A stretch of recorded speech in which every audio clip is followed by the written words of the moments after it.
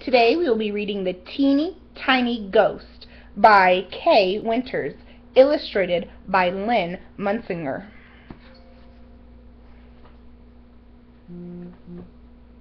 Once there was a timid, teeny tiny ghost.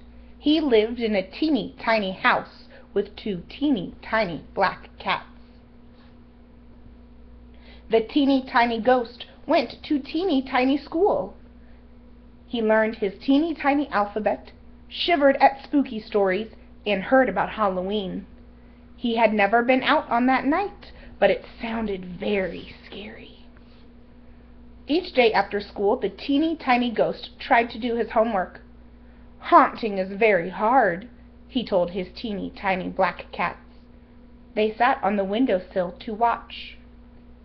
First he booed, then he hooed, till he made the rafters rumble, and he had to hide his teeny tiny head. Then he howled, and he yowled, till the echoes came a-calling, and he had to hide his teeny tiny head. "I'll never learn," wailed the teeny tiny ghost. "I'm so timid I scare myself." And a teeny tiny tear slid down his cheek. His teeny tiny cats climbed on his lap, licked his teeny tiny face, and purred their teeny tiny purrs. On Halloween night, some eerie yellow lights bobbed by the house of the teeny tiny ghost. "What's that?" he said, holding his cats close, and his teeny tiny heart went pop-a-dee-pop. Then he heard a rap-tap-tap on his teeny tiny door. "Who's there?" called the teeny tiny ghost. "Let us in!" cried the voices, and they sounded very big. The teeny tiny ghost looked around.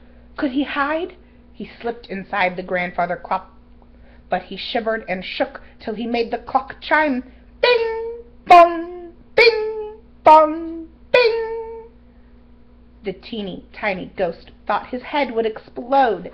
He undid the latch and escaped. Rap-tap-tap came the knocking on his teeny tiny door. "Let us in!" cried the voices, and they sounded very loud. The teeny tiny cats mewed and meowed. "Don't be afraid," said the teeny tiny ghost. "I won't run away. I'll keep you safe. You have to be very, very brave." The teeny tiny ghost took a long, large breath.